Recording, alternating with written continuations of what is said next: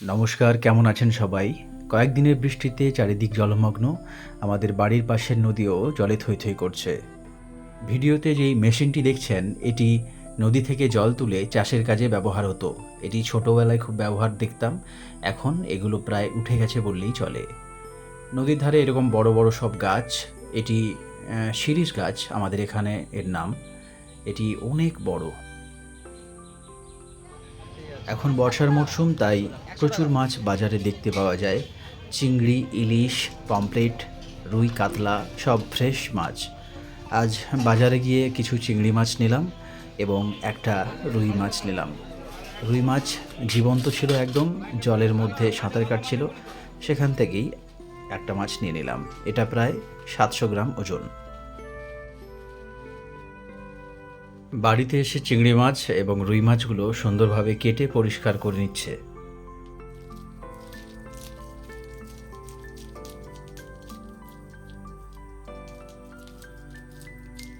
মাছগুলিকে সুন্দর করে কেটে পরিষ্কার করে ঝুড়িতে রাখা হয়েছে।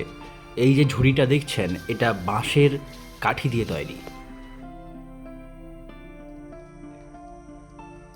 আজ রুই মাছের রান্নার পাশাপাশি হবে পুঁই শাকের তরকারি চিংড়ি মাছ দিয়ে। সেই জন্য বাড়ির বাগান থেকে পুঁই শাক তুলে নিচ্ছি আমরা।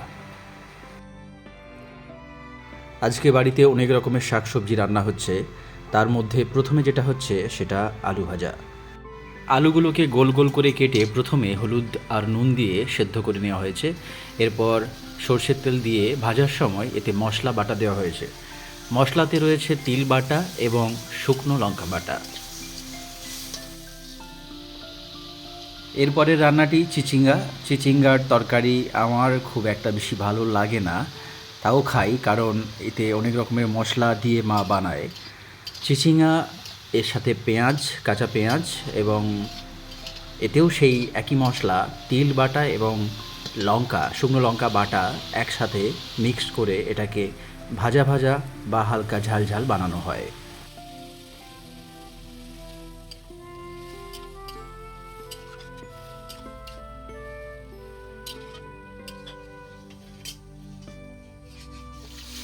সবজি হয়ে গেলে আমাদের মাছ ভাজার পর্ব শুরু হলো। প্রথমে রুই মাছগুলিকে ভাজা হচ্ছে, এরপর চিংড়ি মাছ ভাজা হবে। মাছগুলি মা প্রথমে ভেজে রেখে দিচ্ছে, এরপর আমাদের পুঁই শাকের তরকারি রান্না হবে চিংড়ি মাছ দিয়ে, এবং সবশেষে রুই মাছের ঝোল।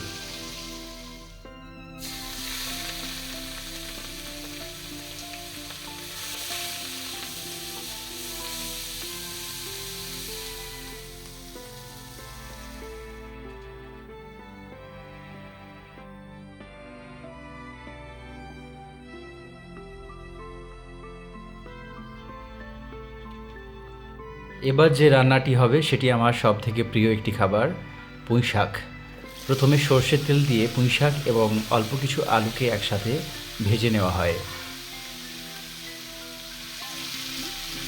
এরপর এতে নুন এবং হলুদ গুঁড়ো দেওয়া হয়।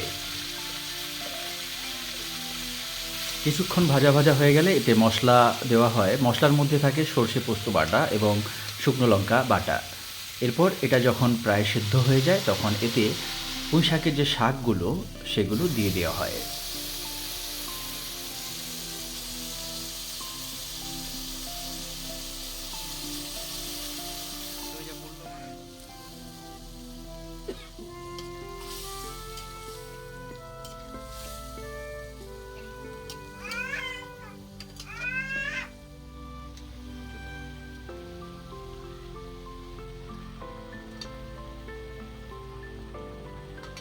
এরকম যখন সবুজ শাকসবজি রান্না করা হয় তখন দেখতে দারুণ লাগে।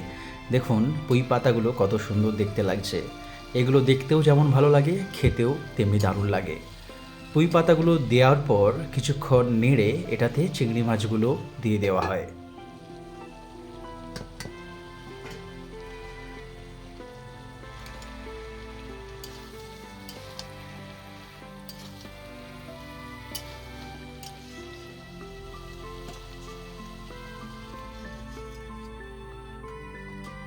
রান্না যখন প্রায় হয়ে যায় তখন সেটাকে নামিয়ে ওটাতে আবার ফোড়ন দেওয়ার জন্য প্রস্তুত করা হয়।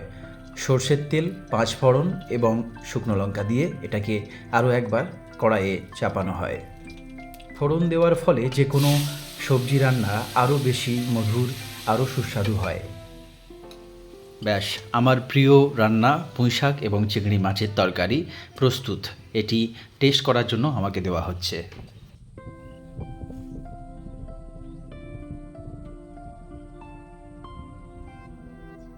আজকে আমাদের সর্বশেষ রান্না রুই মাছের ঝোল। মাছগুলো প্রথমেই ভাজা হয়ে গেছে, এবার আলুগুলোকে ভেজে নেওয়া হবে। আলুগুলো ভাজার পর এতে মশলা, বেশি কিছু মশলা দেওয়া হচ্ছে না, এতে জিরে বাটা এবং শুকনো লঙ্কা বাটা দিয়ে আজকের পাতলা রুই মাছের ঝোল তৈরি করা হচ্ছে। টমেটো থাকছে অবশ্যই একটা।